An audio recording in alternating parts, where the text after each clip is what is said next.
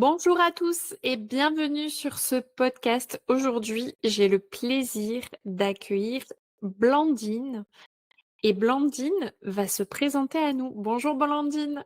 Bonjour! En fait, je peux dire rebonjour ou pas? Oui, oui, oui, bien évidemment. On ne s'est pas lancé comme ça dans le podcast sans À l'arrache. discussion préalable. Comment vas-tu Blandine? Je vais très bien, merci et toi? Ça va parfaitement bien. Je fais mon activité préférée qui est celle du podcast, donc c'est pour moi, c'est juste parfait. Est-ce que, Blandine, tu peux nous dire qui es-tu? Qui je suis? Waouh! Tu as une demi-heure déjà ou pas? Oui? Alors vas-y. Qui je suis? Je suis donc Blandine. J'aime bien quand on m'appelle que comme ça. J'aime mieux quand on m'appelle comme ça plutôt qu'avec mon prénom, mon nom de famille. Donc je suis Blandine, je suis, une entrepreneure, mais je suis aussi une maman de 3 enfants. Je suis, la femme de mon mari, je suis la fille de mes parents, la sœur de mes frères, bref, j'ai plein de casquettes Mmh. et voilà, en termes d'activité, parce que c'est comme ça qu'on s'est rencontrés, je suis mentor et coach business et mindset. Voilà, D'accord. j'accompagne mes clientes à gagner plus de sous sans se sacrifier. Ça, Ça, c'est un vaste sujet. Comment en es-tu venue aujourd'hui à être mentor, coach business et mindset? waouh, j'ai passé mon bac en 2004 et déjà avant, j'allais chez la conseillère d'orientation. On avait 2 ou 3 rendez-vous en première et en terminale pour essayer de déterminer notre orientation. Moi, je voulais être chef d'entreprise et elle me disait: «Ça n'existe pas, il faut gravir les échelons et un jour vous arriverez dans un CODIR». J'ai dit: «Non, c'est pas ça que je veux. Moi, je veux avoir une idée, créer une entreprise et que cette entreprise, elle contribue à quelque chose et embaucher des gens qui vont, eux, nourrir leur famille grâce à ça». Elle avait pas l'air de comprendre très bien ce que je voulais faire. Donc c'est Mmh. resté dans un coin de ma tête. J'ai fait des études, un peu dans tous les sens parce que, bah, j'avais ça, puis j'arrivais pas à voir comment j'allais y aller et puis finalement, j'ai ouvert ma première boîte en 2009, fermée en 2011. OK.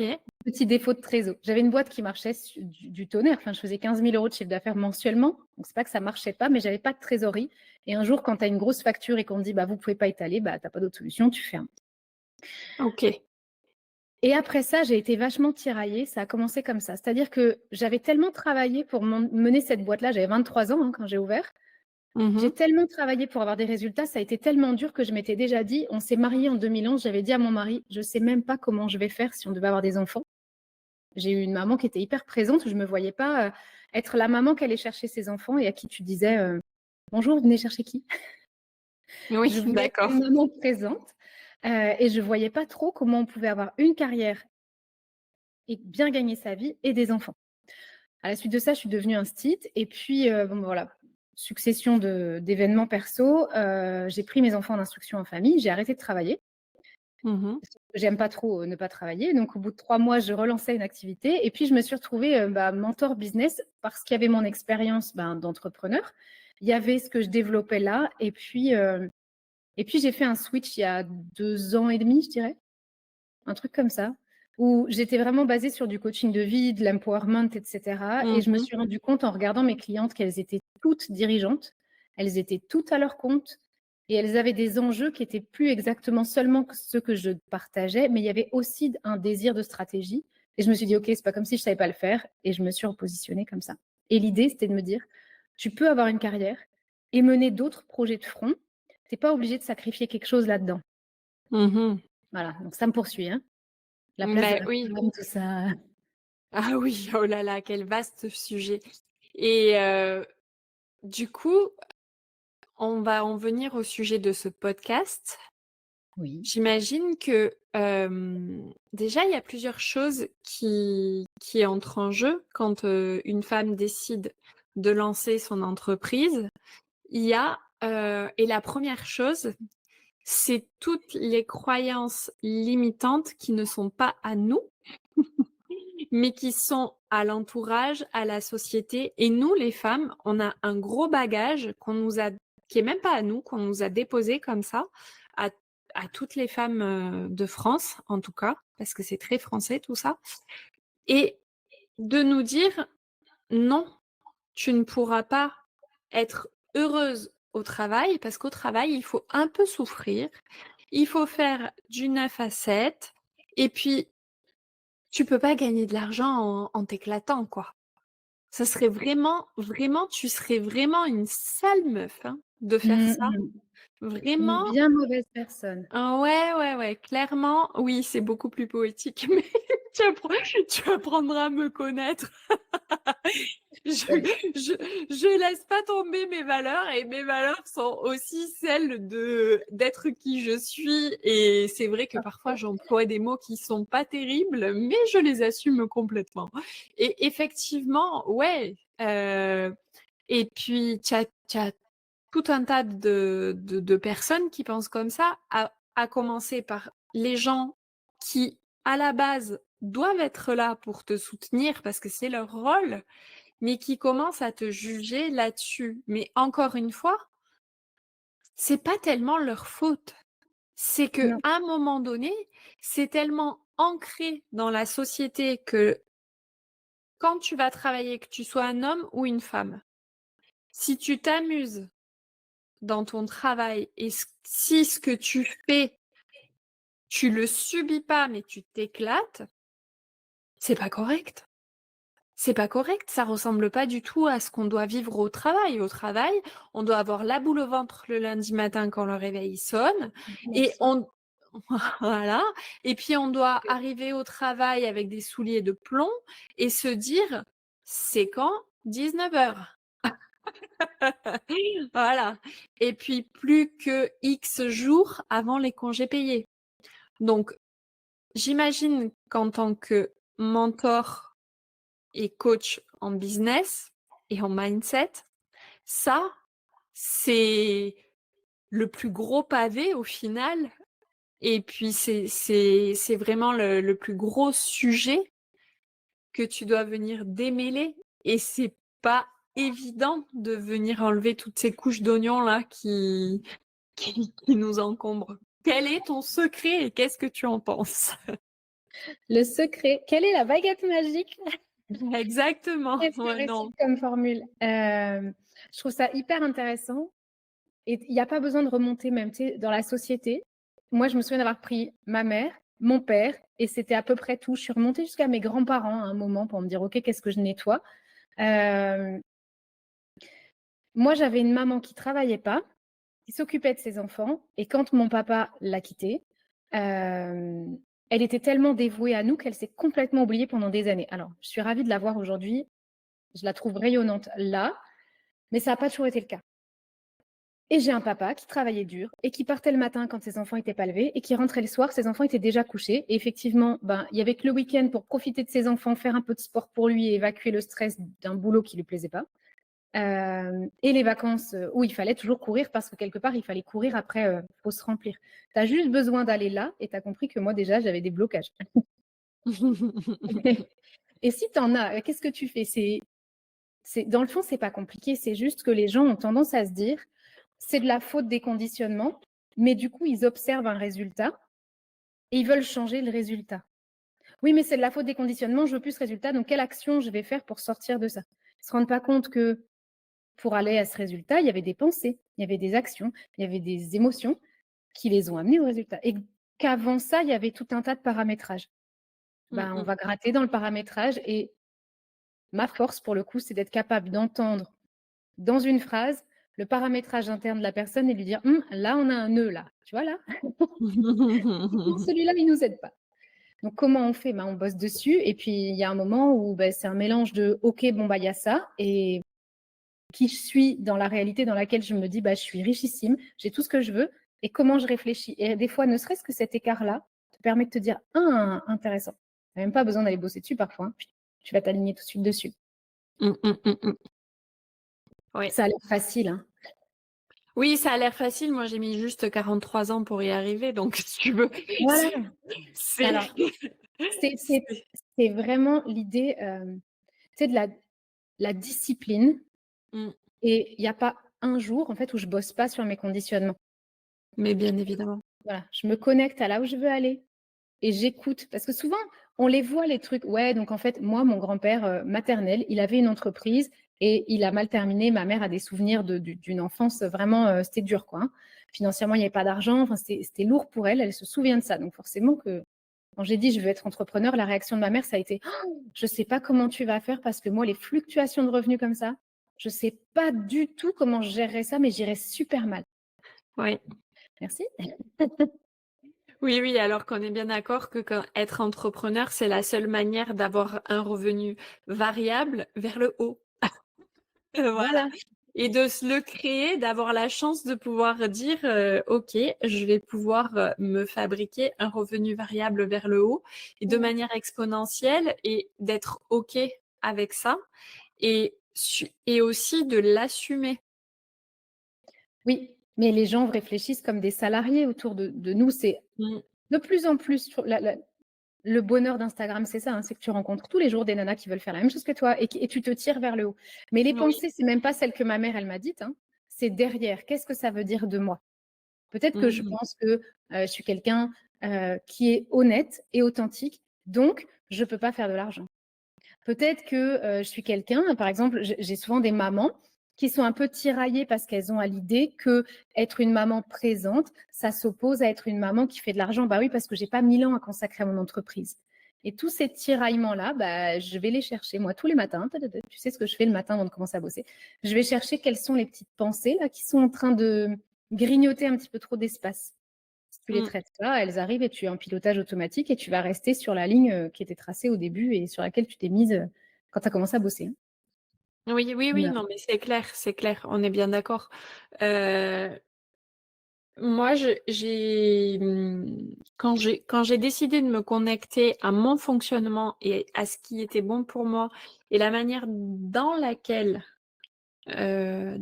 vivre dans laquelle je suis la plus productive, mais je suis désolée de vous dire que je commence le matin à 10h30 et le soir à 16h30, j'ai terminé et je suis du coup, parce que c'est mon choix, maman disponible pour mon fils et je suis aussi disponible pour mon mari et puis pour avoir un intérieur propre, rangé, enfin pas trop bordélique parce que Pardon. voilà, j'aime quand même un peu avoir une maison qui soit pas une maison témoin, hein. On y vit, donc forcément quand il y a de la vie, il y a du mouvement. Et j'ai envie, bah, de pouvoir me faire à manger et puis de pouvoir lire et de pouvoir faire autre chose. Et le matin, bah, quand je me lève, je prends mon petit déj, je fais mon sport et si j'ai pas fait mon sport et que je me mets tout de suite devant mon PC à 8h du mat, mais laisse tomber. Ce qui va en sortir, ce sera que du négatif parce que je me serai pas respectée. Et la vraie question à se poser, c'est: est-ce qu'un salarié, il est ultra productif pendant toutes ses heures de travail? Alors, moi, je me souviens de mon mari qui racontait ça. J'ai pas beaucoup bossé en entreprise. Moi, j'ai bossé un petit peu en banque. Après, j'ai monté ma boîte. Autant te dire que le salariat, je sais pas à quoi ça ressemblait. Ensuite, j'ai été instit et là, tu as pas le choix parce que tu as des horaires de classe à respecter. Tu as pas le choix que d'être dans ta classe et d'être Mmh, productif mmh, pendant ce mmh. temps-là. Mon mari raconte par contre, et je l'ai déjà entendu dire ça, l'histoire de la pause clope. En me disant: «Il y en a, ils viennent bosser, ils ont passé plus de temps dans leur journée en pause clope, café que, au travail» et la Ouais. réunionnite aiguë et cetera pour justifier tes heures, ça n'a aucun sens. Je Mmh. suis comme toi, ça m'a amenée vraiment à redistribuer mes valeurs. J'ai envie effectivement d'être une maman présente. Moi, je travaille pas le mercredi, je suis en challenge cette semaine. Mercredi, j'ai pas de rendez-vous. Je vais leur poster quelque chose, je leur ai réservé une surprise aux filles, mais je suis pas là. Bah non, c'est mon jour où je suis maman et j'honore à 2000 ce temps-là parce que Oui.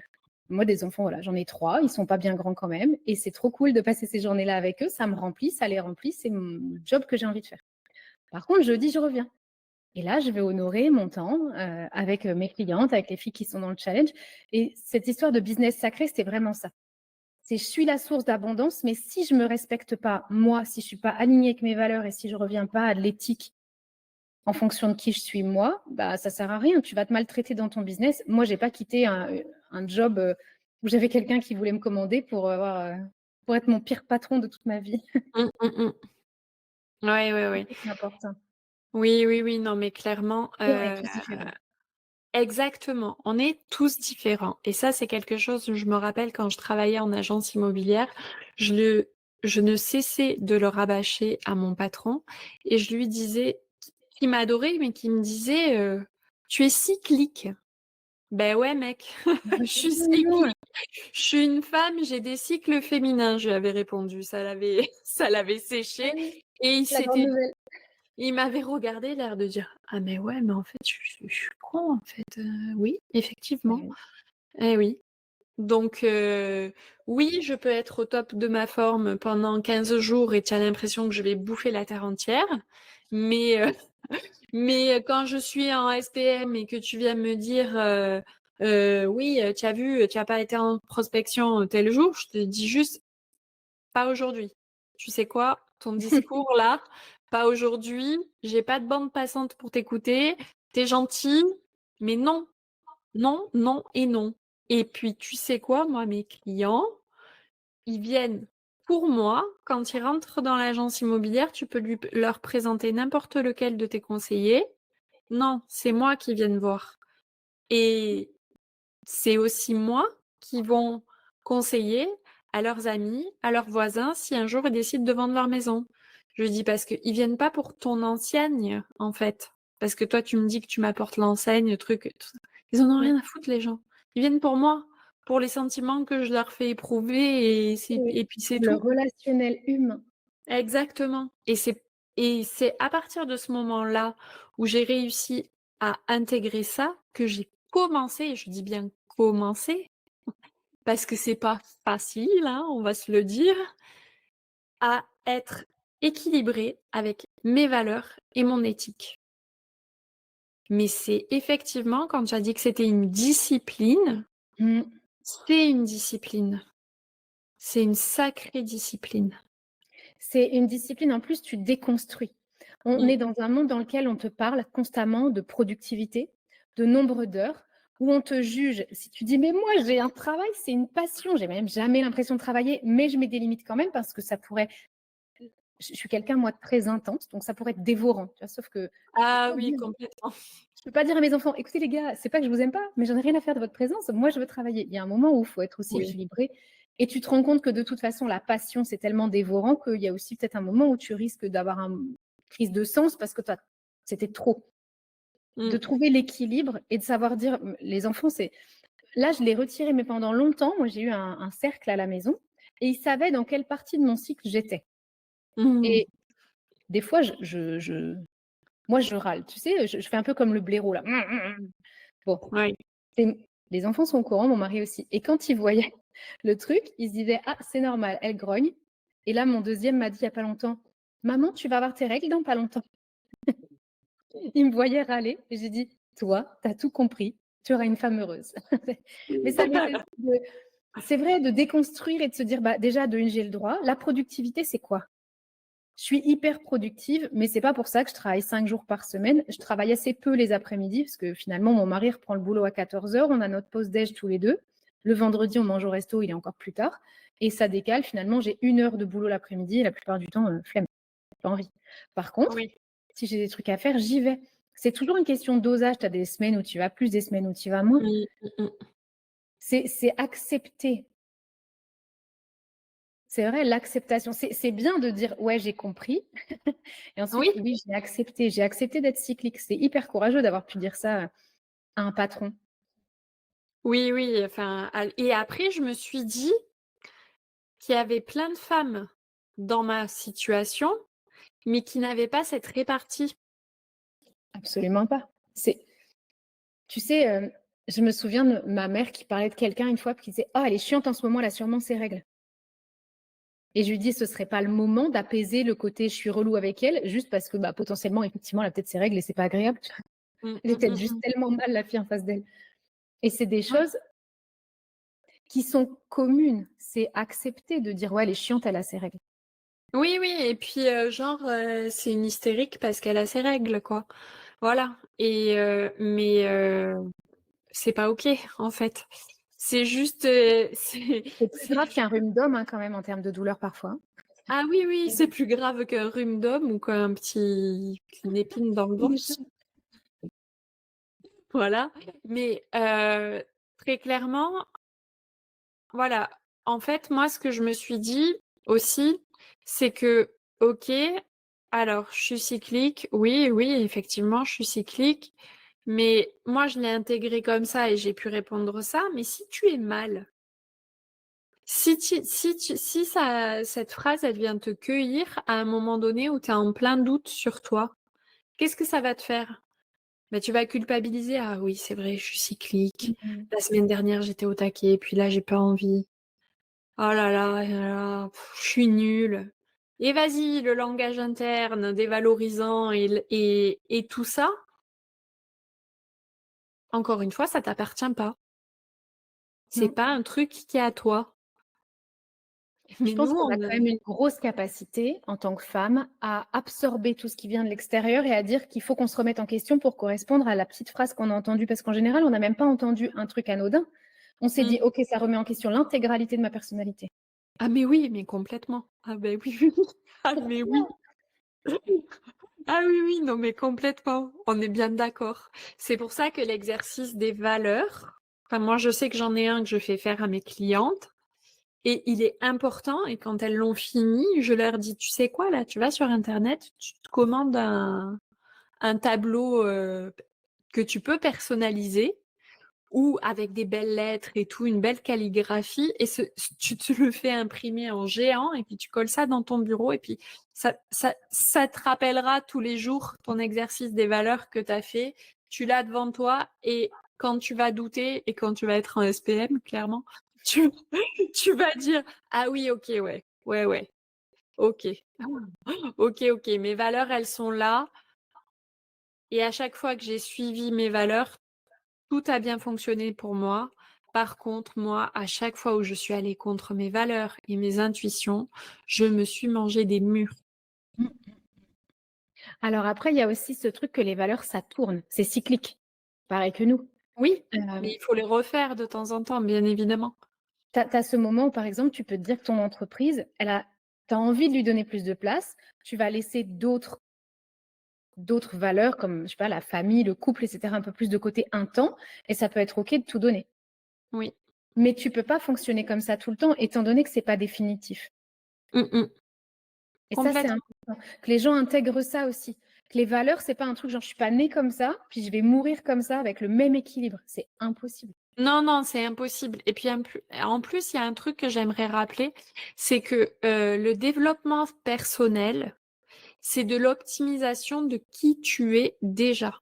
Ça Mmh. n'est pas: «Je vais, ah là là, je suis trop nulle, je vais tout refaire, tout ce que je suis parce que franchement, mes valeurs, elles sont pas au top». Non, non, non, tu as déjà des valeurs et c'est OK que ce soit un jour une valeur et un jour une autre ou alors c'est OK qu'en début d'année, tu sois concentré sur tel truc et après en fait, l'équilibre, il existe pas là. Il y a pas d'équilibre. Il y a juste des réajustements et c'est OK de venir changer certaines choses et c'est OK de te dire: «Beh, je vais avoir une routine matinale pendant, je sais pas combien X de temps qui va être, bah, du yoga, de la lecture, machin» et puis des fois la routine matinale, tu vas dire: «Beh, non, j'ai pas envie et puis je reste dans mon lit et je vais travailler du PC en pyjama et je me brosserai pas les dents». Voilà et c'est OK. Et c'est C'est OK. ouais. C'est OK, c'est juste cette société qui t'envoie puis alors, Instagram et ces réseaux-là viennent augmenter ça, c'est-à-dire que tu dois toujours être au top de ta forme. Tu dois toujours être, pimpé comme jamais. Il y a un truc que je m'oblige à faire en me disant l'une des raisons pour lesquelles je me suis lancée, il y avait ma fille aussi. Tu sais, quand tu deviens j'avais 2 garçons et une fille après, quand tu deviens le référent de quelqu'un, tu te dis: «OK, donc là, j'ai pas intérêt de me rater», tu te mets pas du tout Mmh. la pression, c'est ça qui est bien Mmh. et je me suis dit: «Quel exemple je veux lui montrer?» et ce truc de me montrer sans filtre, même les jours où je suis pas maquillée. Mmh. Et je vois des nanas se mettre avec des filtres et des filtres. Des fois, c'est presque ridicule. Alors si les filtres que je mets, c'est par exemple celui qui pendant un temps, ça me faisait rire de mettre la peau bleue. Je trouvais ça drôle. Bon bah voilà, au moins tu es sûr qu'il y en a un ce jour-là. Et sinon, bah ouais, en fait, j'ai un peu de cernes, j'ai des rides qui commencent à arriver. Bah oui, forcément, mes cheveux blancs, c'est pareil, je les teins pas, donc on les voit et c'est on s'en fout. Mais dans ce monde où tu dois être toujours parfait, productif, c'est un monde basé sur l'image. Moi, Instagram, c'est mon bureau. Mmh. C'est hyper difficile de pas se comparer. Je vois des nanas qui se comparent tous les jours. Du coup, elles osent pas se montrer en story. Et oui. Et si Et juste on oui, était parfaite parce qu'on était nous, ce serait pas génial? et Que oui. ce serait trop cool, hein? Ah ouais, non, mais clairement, oui, oui, oui, oui. Oui et re-oui. Bon, alors, si tu es un tueur en série, non. Mais si clairement tu es une nana Oui. qui essaye de monter ta boîte et qui a envie d'avancer et qui chaque jour a envie de faire mieux que ce qu'elle a fait la veille, mais juste pour elle, pas pour correspondre à un standard, mais juste pour toi en fait. C'est quelle vie tu vas avoir, toi, pas parce que tu as vu quelqu'un qui avait cette vie-là, mais juste, voilà. Après, il y a un truc qui pour moi est primordial, c'est que tu penses quelquefois que tu dois accepter de travailler avec telle ou telle personne et de remettre en question tes valeurs juste parce que la personne tu as l'impression qu'elle a l'ascendant sur toi ou que tu as l'impression qu'elle est fun, qu'elle connaît du monde et que du coup, bah oui, forcément, je vais aller bosser avec elle. Je vais me caler. Bon, je suis pas tout à fait d'accord avec ce qu'elle dit, mais je vais un petit peu me fondre et puis voilà, comme ça me fera un contrat et je serai contente et je serai connue. Mais en fait, non, parce que ça va mal se passer et tu vas reculer d'autant de ce que tu avais avancé. Je crois que ne pas respecter ses valeurs et ne pas vraiment aller toujours dans sa direction et de viser sa direction, sa propre direction sans faire de concessions, c'est pas être égoïste, c'est juste savoir où tu vas, avoir une vision très claire et ne pas avoir envie de reculer de je sais pas combien de millions de pas juste pour dire OK, ben j'aurais fait ça, mais on s'en fout en fait. La nana, tu pas envie de travailler avec elle, il y avait un truc qui accrochait. Bah, ce truc qui accroche, pose-toi les questions, quoi. Pose-toi les bonnes questions. Mmh mh. C'est pas simple, hein, d'avoir du leadership. Souvent, quand tu en as, les autres pensent que tu es quelqu'un de méchant. Mmh Parce que tu as des limites. Parce que tu poses mh. des limites aux gens, ils se disent: «Ah, elle est pas sympa, elle est» tu as dit quoi? Une sale meuf, c'est ça? Ouais, c'est une «Ah, sale la meuf. sale meuf!» On va le reprendre, ça va devenir la phrase du podcast. Mais elle pose des limites, elle me dit: «Non». Et on Mmh, n'aime pas parce que quand on entend «non», on se sent rejeté. mmh, Et je me souviens de l'époque où j'ai pris les enfants en instruction en famille et forcément, voilà, tu discutes avec les gens et les gens te disent: «Mais pourtant tu es enseignante, pourquoi tu es en colère contre l'école?» Pas de faire de dessin, mais juste, mmh, je fais pas un choix contre l'école, je fais un choix pour mes enfants. À cette époque-là, mon fils aîné, il était en phobie scolaire. Il avait une estime de lui, genre à moins 40 000. Il se pensait nul, bête et bon à rien. mmh Quoi alors, il fallait que je le laisse à l'école pour satisfaire l'ambiance, générale ou est-ce qu'il fallait que je dise: «Ben, en fait, je vous emmerde». C'est quand même un peu l'idée. C'est pas un mmh, choix contre l'autre, c'est un choix pour soi et le leadership, c'est ça. C'est d'être mmh. capable de faire des choix pour soi qui sont pas des choix contre l'autre et si l'autre le prend mal, d'être capable de lui expliquer: «C'est pas contre toi, c'est pour moi». Oui. Maintenant, si tu acceptes, c'est très cool. Si tu acceptes pas, bah, on peut y réfléchir ensemble ou juste, bah, c'est mieux qu'on travaille pas ensemble et de Mmh, dire non et de dire stop et de dire: «Ça me convient pas», c'est challengeant aussi. L'entendre, le recevoir ou le dire, c'est challengeant. On n'a pas mmh. envie d'être méchante. Non, non, On non, est on des a filles pas bien, bah, oui, on essaie. on essaie d'être des super nanas. C'est ça. Mais c'est clair que et ça, c'est vraiment un travail de tous les jours parce qu'on nous a toujours appris à être gentil, jolie, pas parler trop fort, pas rigoler trop fort et pas se faire remarquer. Et dire non, Mmh mh. qui au passage, non est une phrase complète. Il n'y a Tu pas n'as besoin pas de dire besoin de justifier. non parce que tu comprends tati tata. Non, la justification, c'est la mort de l'âme. Et c'est la mort de tes valeurs à petit feu. C'est vrai. Si c'est OK pour toi de dire non, bah, tu dis non et puis voilà et tu passes à autre chose. Mais Et par puis, tu as contre certaines personnes qui osent pas dire non, mmh, à qui je dis souvent, bah, dis que tu as besoin de réfléchir. Parce que comme ça, tu vas pouvoir réfléchir vraiment et mmh, pas, juste te sentir obligé de dire oui. C'est pas simple, hein, un client pas aligné. Mmh, c'est pas simple et souvent, il n'est pas aligné parce que nous-mêmes, on n'était pas alignés au moment de communiquer. mmh, Donc si on revient à s'aligner avant de communiquer, on n'aura plus ça. Mais un client pas aligné, on en fait quoi? On se le garde pendant 1 an?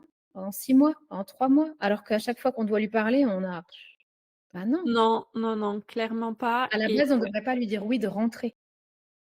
non, en fait, je pense que moi, je j'ai des gros programmes pour lesquels je fais absolument un appel découverte parce que si la cliente, elle reste 10 mois avec moi, avec un accompagnement 2 fois par mois en one on one et qu'au final, elle est pas alignée avec moi, je lui rends pas service et je me rends pas service non plus. Et puis de toute façon, on va très vite s'en apercevoir si elle est pas alignée avec moi parce que je me suis tellement ancrée dans mes bottes et pas celles de quelqu'un d'autre, que je le sais tout de suite maintenant. Je le vois tout de suite ou alors j'ai des manières de poser des questions pour savoir si ça va aujourd'hui? Comment tu te sens? Parce qu'il y a des trucs et là, je comprends pas trop ce que tu me dis. Tu préfères qu'on remette l'appel à plus tard? Tu vois? Il y a vraiment des moments ou alors je me rends compte que c'est pas pour moi et c'est OK. J'ai eu plein de coachs et de mentors en podcast et je vais être capable de dire à cette personne: «Je vais t'adresser à celle-là ou à celle-là. Cette personne-là va être peut-être plus à même de matcher avec toi que moi» et ça, je pense que ça fait aussi partie de nos responsabilités que pas de pas dire: «Bon OK, tu colles pas à mon éthique ni à mes valeurs, mais par contre démerde-toi». Trouve-toi quelqu'un, mais toute seule, quoi. Non, je pense qu'il faut accompagner et il faut être aussi capable à un moment donné de dire: «OK, tu es en souffrance, mais quand tu sens que toi, en tant que coach, tu vas pas être capable de déverrouiller ces souffrances pour aller vers du mieux, bah, de conseiller de consulter». Et oui, c'est plus fréquent, je pense, dans le coaching de vie. Aujourd'hui, dans le coaching business, ça arrive peu. Par contre, je suis de ton avis. Moi, mon processus dure 1 an. Il y a 1 an de formation. Je me vois pas avec quelqu'un qui matche pas vraiment Mmh. et d'ailleurs, que ce soit pour elle ou pour moi, faut que le match se crée et je conserve mes appels découvertes pour ça. Et oui, Pour complètement. pas prendre le risque de se rencontrer et de se dire: «Ah, ça va pas du tout». Mais oui. Mais oui, oui, clairement, c'est pas l'idée, quoi et puis, Mmh. le temps que tu vas consacrer à une personne et le temps que la personne va te consacrer, c'est pas un paquet de riz que tu vas pouvoir acheter au supermarché. On est d'accord. Donc, c'est précieux et c'est pour ça que vraiment il faut savoir ce qu'on fait, vraiment. C'est très important et puis comprendre Revenir à qu'on a l'outil. ouais. Puis comprendre qu'on a une grosse, grosse, grosse responsabilité, énorme. Nous, les On est coachs et d'accord. les mentors et tout ça, on a vraiment une énorme responsabilité et il faut que tout le monde soit en sécurité. Donc ça, On est c'est d'accord. voilà. Est-ce que J'aime bien. on est alignés pour le coup, Blandine. Pour le coup, là-dessus, je pense, oui, effectivement. Blandine, est-ce que tu aurais un dernier conseil, une phrase clé, quelque chose que tu aimes bien dire? Et que tu as envie en tout cas de transmettre pour clôturer ce podcast. Sur l'autorisation, heu, si tu te donnes l'autorisation, tu as pas besoin que les voisins te la donnent et si tu sens que tu attends la validation de quelqu'un d'autre, tu es pas dans le juste. On est souvent accro à ça, hein, accro à la Mmh. validation extérieure. Mmh. Une des questions que j'aime bien poser à mes clientes, c'est: «De où ça vient ça? Pourquoi, à quel moment de notre vie on s'est dit: "Tiens, ça c'est cool"?» Et est-ce que c'est toujours valable aujourd'hui? Combien de fois on Mmh. a fait sans la validation que c'était OK? Il y a plus qu'à se dire que c'est tout bon et le coaching, c'est tout bête, hein, tu sais, si tu veux pas avoir de taches sur les dents, tu te brosses les dents après un thé. Bah, le coaching, c'est ça. Oui. Quelle action je pose pour ne pas voir les taches sur mes dents? Bon, ben, voilà, je me brosse les dents et ben, en coaching, c'est pareil. Si je veux sortir de la validation des autres, je me donne l'autorisation. Comment je me donne l'autorisation? Pourquoi est-ce que je crois que c'est important? En quoi est-ce que finalement ça l'est pas? Et quelle minuscule petite action aussi simple que de se brosser les dents Mmh. après un thé, je peux mettre en place? Mmh. Oui, parce que c'est souvent très Et simple. méditer dessus n'est pas une action. Non. Non, Oui, parce que oui, oui, parce que un vrai défi. l'introspection, c'est bien, mais sans action, ça vaut que dalle. Voilà. Quelle minuscule petite action je Mmh. peux faire? Mmh Et mh. je me revois, des trucs tout bêtes, mais aller faire les courses et me dire avec une liste et me dire: «Je vais acheter un truc» spontanément. sans me dire: «Est-ce que mon mari va être d'accord? Est-ce que ci, est-ce que ça?» C'est je le prends parce que j'en ai envie et donc ça Mmh. m'amène à passer dans les rayons chocolat. Et il y a du magnésium dedans, c'est très bon, consommez-en. J'ai vu j'ai vu un truc l'autre jour, c'est, puisque les fèves de cacao, ça pousse dans les arbres, on peut peut-être considérer que le chocolat fait partie des fruits et légumes. Ne mangez pas. Exactement, c'est la Mangez base. du chocolat. On va clôturer là-dessus. Blandine, je te Merci remercie beaucoup. beaucoup. Avec Ce grand plaisir. podcast, tu as apporté énormément de valeur. Donc, merci pour ça. On te retrouve sur Instagram principalement. Ouais. Je vais mettre le lien de ton compte dans les show notes. Je Merci. t'embrasse et je te souhaite une excellente journée. Merci à vous de nous avoir écoutés. N'oubliez Ciao. pas que Blandine et moi, on mérite un 5 étoiles. Donc, vous savez ce qu'il vous reste à faire. Allez nous coller un bon 5 étoiles et ça nous fera plaisir. Merci beaucoup. Merci. Bisous Blandine, bye bye.